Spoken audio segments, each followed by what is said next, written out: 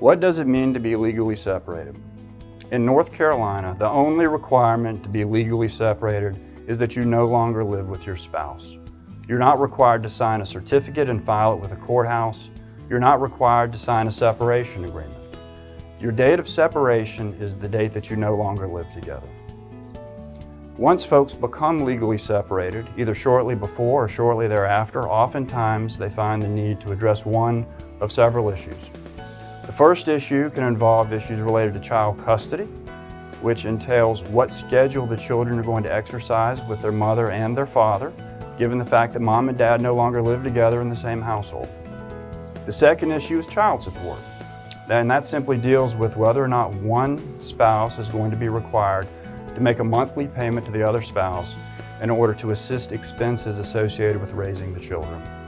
The third issue is equitable distribution or property distribution, and that simply has to do with the manner in which we divide the property, the assets, and the debts that husband and wife have accumulated during the course of their marriage.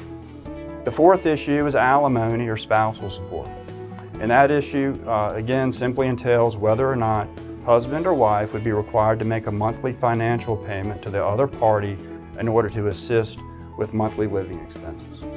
Now, one or all of these issues can be resolved in one of two ways, either by agreement, in which case the parties will have a separation agreement drafted, which would contain the terms of the parties' agreement, or if the case is already in court, we can put together a consent order and consent judgment, which all the parties would sign and we would submit to the court for its approval.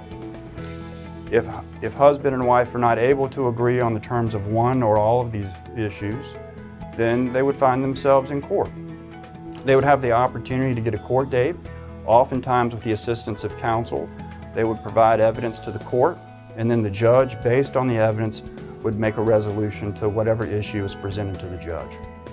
If you find yourself dealing with issues related to separation and divorce, it may be a good idea to seek the services of a qualified legal professional.